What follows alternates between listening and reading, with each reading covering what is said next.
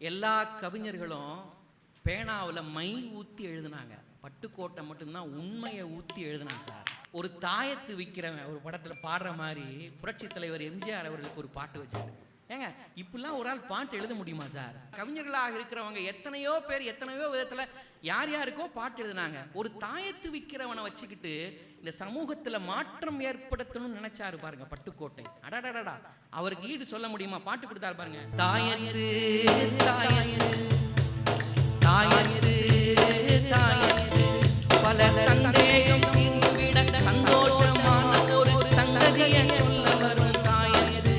சிலர் சண்டாளர் வேலைகளை ஜனங்களின் மத்தியில் தட்டோரா போட வரும் தாயத்து. எம்மா தாயத்து தாயத்து எம்மா தாயத்து தாயத்து. இதுல வசியம் பண்ற வேலை இருக்கா? மந்திர வசியம் இல்ல, மாயாஜால வேலை இல்ல, வாழ்க்கை ரொம்ப ரொம்ப அவசியம். இதுல மறைஞ்சிருக்கு அரிய பெரிய ரகசியம்.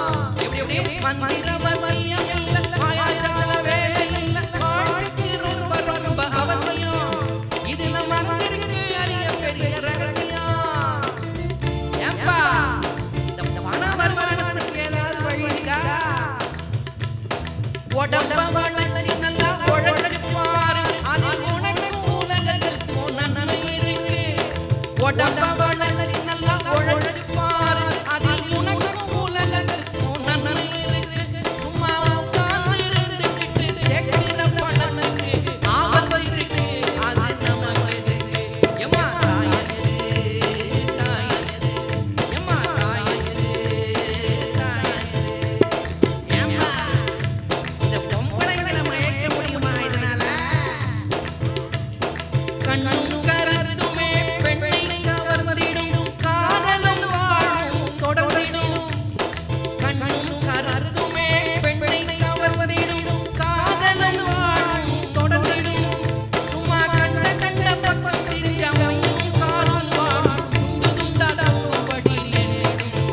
சும்மா கண்ட கண்ட பக்கம் திரிஞ்ச கையும் காலும் வாழும் துண்டு துண்டா தப்பும்படி நேரிடும். எம்மா தாயத்து தாயத்து எம்மா தாயத்து தாயத்து. ஒரு தாயத்து விற்கிறவனை வச்சுக்கிட்டு இந்த சமூகத்துக்கு எவ்வளவு விஷயம் சொல்லி கொடுத்தாரு பாருங்க.